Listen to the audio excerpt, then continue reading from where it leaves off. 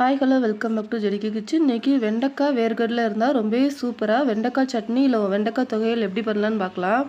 இது சாதம், சப்பாத்தி, தோசை, இட்லி எல்லாத்துக்குமே ரொம்ப சூப்பராக இருக்கும். நான் அதுக்காக ஒரு பேனில் கொஞ்சமாக எண்ணெய் ஊற்றிக்கிறேன். எண்ணெய் நல்லா சூடாதுங்கிறமா கொஞ்சமாக வரமல்லி, கொஞ்சமாக சீரகம், 4லேருந்து 5 பல் பூண்டு, ஒரு 7 காஞ்ச மிளகாய் போட்டு நல்லா வறுத்து விட்டுக்கோங்க. ஓரளவு கலர் சேஞ்ச் ஆனதுக்கு அப்புறமா அது ஒரு பிளேட்டுக்கு மாற்றிக்கோங்க. நான் எல்லாத்தையுமே ஒரு பிளேட்டுக்கு மாற்றிக்கிறேன். நான் அதே எண்ணெயிலே ஒரு 200 கிராம் அளவு வெண்டைக்காயை இந்த சைஸில் நான் கட் பண்ணி வச்சுருக்கேன். அதே உள்ளே சேர்த்துக்கோங்க. நல்லா இந்த மாதிரி வதக்கி விட்டுக்கோங்க. வெண்டைக்காய் நல்லா வதங்கட்டும். வதக்கும் போதே நான் கொஞ்சமாக கருவேப்பிலை உள்ள ஆட் பண்ணிக்கிறேன். டேஸ்ட்டு நல்லாயிருக்கும், வாசமே நல்லாயிருக்கும். வெண்டைக்காய் சாப்பிடாத குழந்தைகளுக்கு இந்த மாதிரி சட்னி பண்ணி கொடுங்க. அவங்க நல்லா விரும்பி சாப்பிடுவாங்க. வெண்டைக்காய் ஓரளவு நல்லா வதங்கினதுக்கப்புறமா நான் ஒரு தக்காளி பழத்தை இந்த மாதிரி கட் பண்ணி வச்சுருக்கேன். அதே உள்ளே சேர்த்துக்கோங்க. சேர்த்து நல்லா வதக்கி விட்டுக்கோங்க.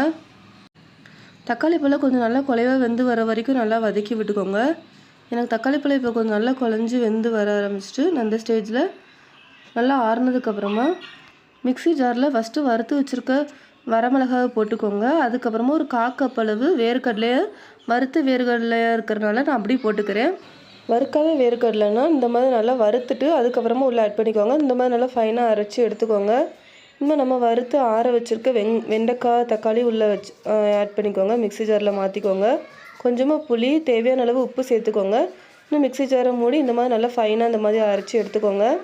ஒரு பேனில் கொஞ்சமாக எண்ணெய் ஊற்றிக்கிறேன். எண்ணெய் நல்லா சூடானதுக்கப்புறமா கொஞ்சமாக கடுகு, கொஞ்சமாக கடலைப்பருப்பு போட்டு நல்லா தாளிச்சிக்கிறேன்.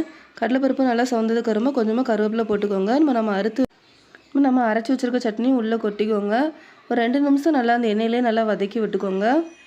இந்த வெண்டைக்காய் சட்னி நம்ம சூடான சாதம், சப்பாத்தி கூட வச்சு சாப்பிட்றப்போ, தோசை கூட வச்சு சாப்பிட்றப்போ ரொம்ப டேஸ்ட்டாக இருக்கும்.